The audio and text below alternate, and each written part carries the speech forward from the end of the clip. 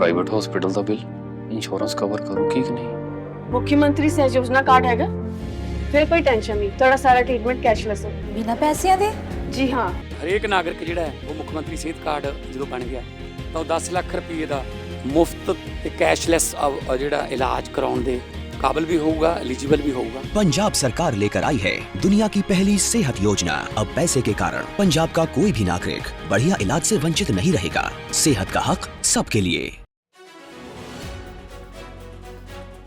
अगर आप दिल्ली में BS2, BS3 या BS4 गाड़ी चलाते हैं तो जरा इस खबर को आप ध्यान से सुनिएगा, क्योंकि ये खबर उन लोगों के लिए है जो दिल्ली में पुरानी पेट्रोल और डीजल की गाड़ी चलाते हैं। ट्रैफिक सिग्नल में आज बात करेंगे एक ऐसे नियम की जो जल्द दिल्ली सरकार लाने जा रही है। नमस्कार, आप देख रहे हैं दिल्ली तक, मैं हूं आपके साथ विजय नेगी।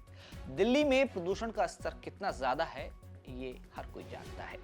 दिल्ली का AQI जब 250 के पार हो जाता है तो एक नवजात बच्चा अनजाने में ही दिन भर में 10 से 15 सिगरेट के बराबर धुआं अपने फेफड़ों में भर लेता है। ये कोई डरावनी फिल्म की कहानी नहीं बल्कि दिल्ली NCR की कड़वी हकीकत है। आज हम बात कर रहे हैं उस बड़े बदलाव की जो शायद आपके गैराज में खड़ी गाड़ी और आपके सफर करने के तरीके को हमेशा के लिए बदल देगा। वायु गुणवत्ता प्रबंधन आयोग यानी CAQM ने एक ऐसा रोड मैप तैयार किया है जिसके तहत दिल्ली की सड़कों से पुराने डीजल और पेट्रोल वाहनों का नामो निशान मिटाने की तैयारी है।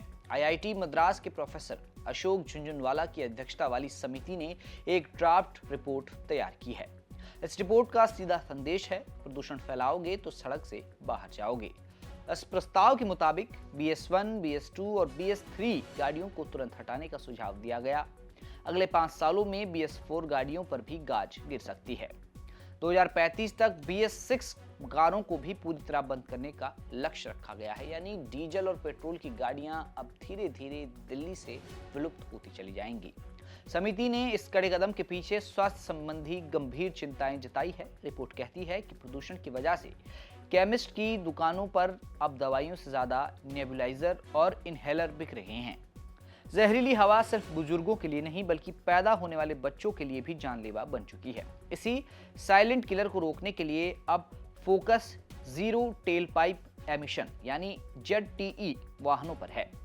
इसका मतलब है भविष्य सिर्फ इलेक्ट्रिक और हाइड्रोजन फ्यूल सेल वाहनों का ही होगा। समिति का मानना है कि सबसे ज्यादा प्रदूषण कमर्शियल गाड़ियों से होता है, इसीलिए एक डेडलाइन तय की जा रही है जो है अप्रैल 2027। इसके बाद रजिस्टर होने वाले सभी नए कमर्शियल 2 व्हीलर्स और टैक्सियां अनिवार्य रूप से इलेक्ट्रिक या हाइड्रोजन आधारित होनी चाहिए। इसके अलावा गाड़ी निर्माता पर भी दबाव बनाया जाएगा कि वे जीरो एमिशन वाले वाहनों का उत्पादन बढ़ाएं। अगर आपने हाल ही में गाड़ी खरीदी है तो घबराइए मत, रिपोर्ट में एक 10 से 15 साल का ट्रांजिशन पीरियड देने की बात भी कही है, ताकि हाल के सालों में BS6 गाड़ी खरीदने वाले लोगों को भारी आर्थिक नुकसान न उठाना पड़े। हालांकि यह भी साफ कर दिया गया है कि प्रदूषण के सीजन में BS4 वाहनों के चलने पर पाबंदी और सख्ती की जाएगी। दिल्ली की हवा को जहर से बचाने के लिए यह एक सर्जिकल स्ट्राइक जैसा कदम है। क्या हम एक स्वच्छ भविष्य के लिए अपनी पुरानी गाड़ियों का मुंह छोड़ पाएंगे या फिर ये पाबंदियां आम आदमी की जेब पर भारी पड़ेंगी? आपकी क्या राय है, कमेंट करके जरूर बताएं। और ट्रैफिक सिग्नल के आज के इस एपिसोड में इतना ही।